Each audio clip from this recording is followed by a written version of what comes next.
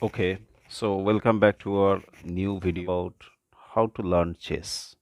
So most of the books of chess, they promise you to make you a better player, or some promises you to make you a master.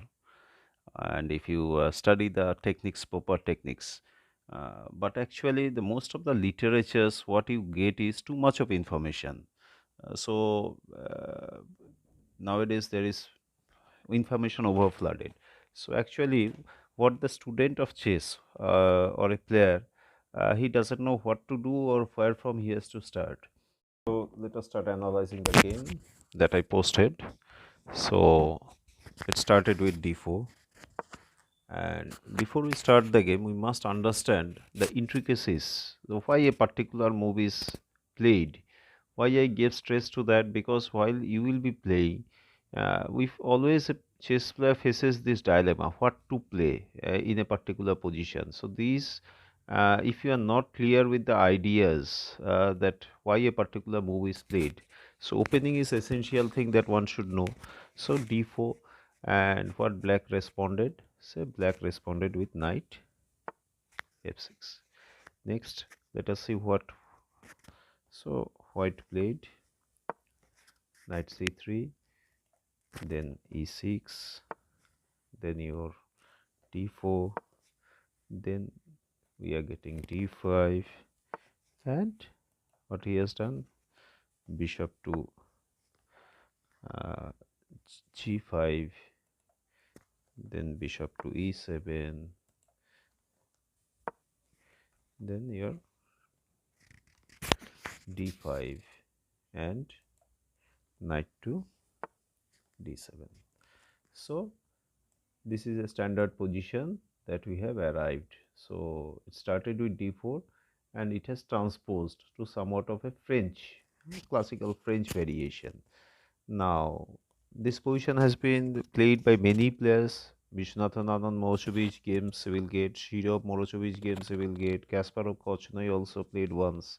So this position is considered suitable for white. So white is considered better in this position. So let us proceed with the game. So bishop cross bishop, queen cross bishop. So then next f4. Now what is the idea of f4? So this is one of the main move. Okay, the main move of this classical French. What he tries to do here is what he clamp on this position.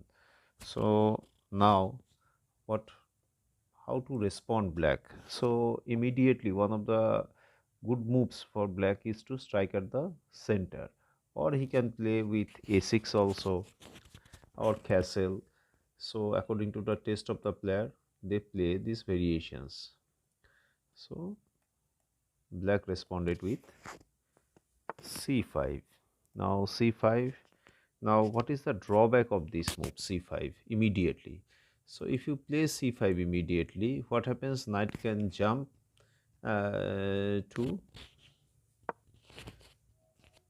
this b5 square. Now this is what actually white has played. So white is better in this position. So let us continue with the game. So castle, and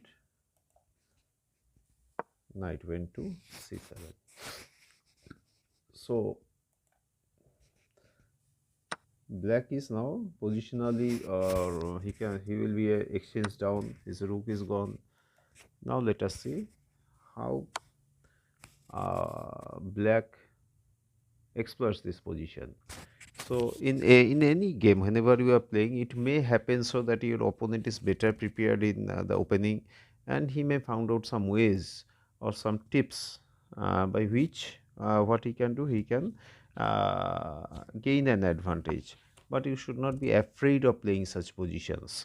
Why? Because once you know that you have lost something, now you should continue to develop your pieces. You should continue to attack, so that maybe he may also do some mistake and you may regain the piece. So let us see, continue how white and black both has played. Now white is developing, so white is obviously better in this position. but black is continuing to attack in this position. Now so white is trying to take out the knight again, preserve the knight. So when he got one rook, so now he tried to, there is no way the knight can escape or has good squares, so it has exchanged, and still white is maintaining his pleasant position. So let us go through the game.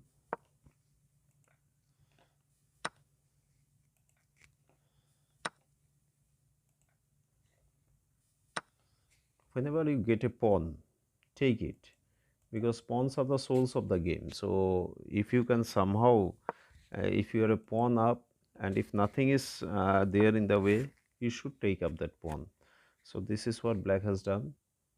So knight to e4, queen is been attacked, and queen moves to d3. So now if you pause for a second and if you see, uh, the position is not that bad for black now. Why? Because he has got a passer here. He has created a passer, and white has to somehow to now block his position. Okay, so this position is almost equal now. So what is the purpose of this move g6?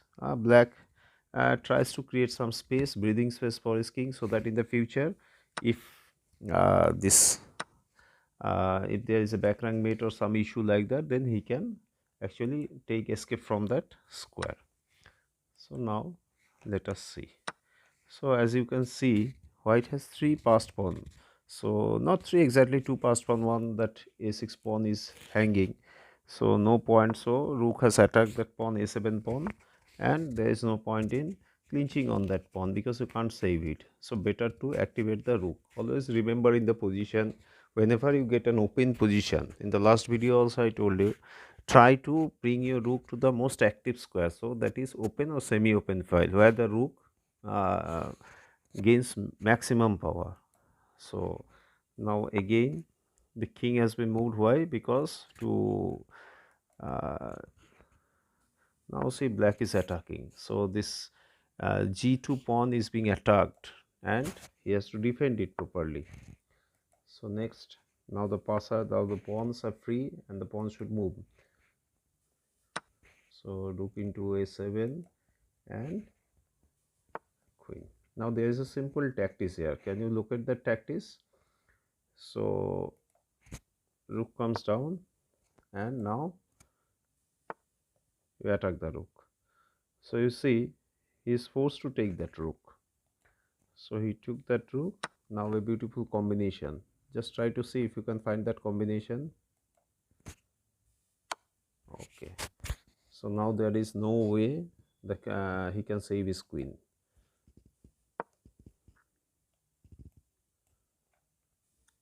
So what black got, though this position is equal, but problem with white is that he is lost his queen. Now there is a passer, clear passer, and this is what is going to make the thing worse for white.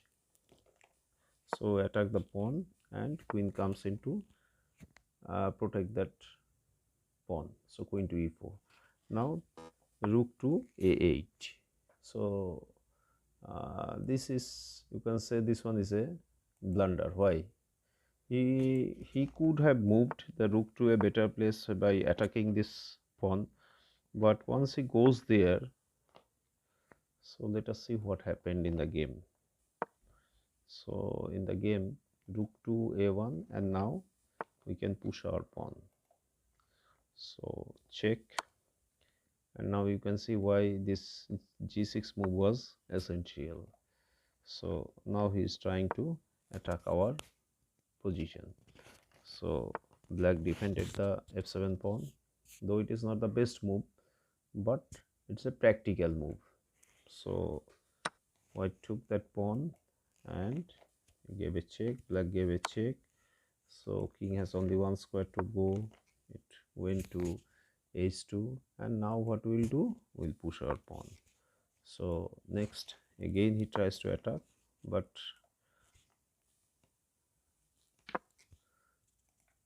and check. Now where to go? So